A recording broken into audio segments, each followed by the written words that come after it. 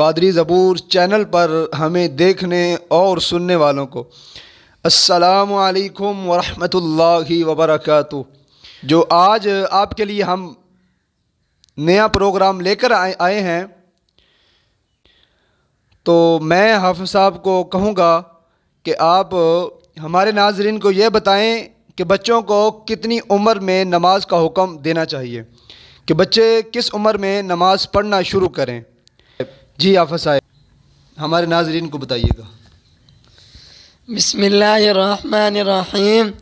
ناظرین، جدو بچے دی 7 سال عمر ہو جاوے انہوں نماز کا حکم دے وہ حضور صلی اللہ علیہ وسلم دا فرمان ہے، جدو بچے دی 9 سال عمر ہو جاوے سختی دے نال انہوں کہو نماز پڑھ۔ ساڑا یہ پیغام ہے، یہ کہندے رہاں گے، بچے نو سختی نال کہو نماز پڑھ، نہیں جاوے تے ڈنڈے نال کہو نماز پڑھن جا۔ جدو والد صاحب نماز پڑھے گا بچے نو چھوٹی عمر وچ کہو نماز پڑھ، جدو والد صاحب پڑھے گا بچہ ویکھ کے آپ ہی پڑھے گا۔ جدو بڑا ہو جاوے گا چھوٹی عمر پڑھتا رہے گا، جدو بڑا ہو جاوے گا آپ ہی پڑھے گا۔ ناظرین، ساڑا یہی پیغام ہے۔ ہمارے پاس بھائی غلام مصطفیٰ موجود ہیں۔ یہ بھائی حافظ تو نہیں ہیں لیکن ان کو قرآن پڑھنے کا شوق ہے۔ ماشاءاللہ انہوں نے داڑھی شریف بھی رکھی ہوئی ہے، حضور کی سنت اپنے چہرے کے اوپر، تو ان کو قرآن پڑھنے کا بہت ہی شوق ہے۔ اعوذ باللہ من الشیطان الرجیم،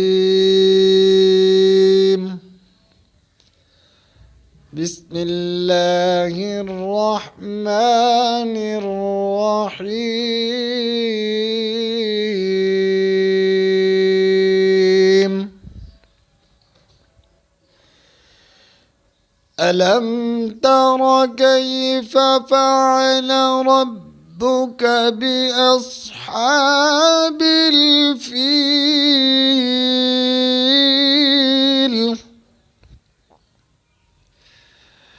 ألم يجعل كيدهم في تضليل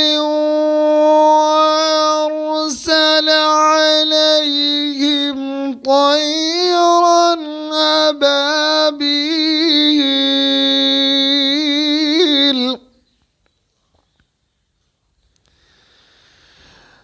ترميهم بحجارة من سجيل فجعلهم كعصف مأكول۔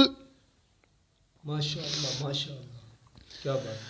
بسم اللہ الرحمن الرحیم۔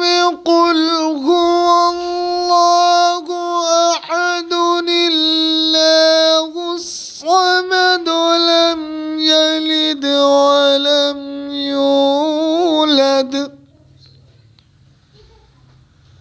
لم یلد ولم یولد ولم يكن له كفوا أحد۔ صدق الله العظيم۔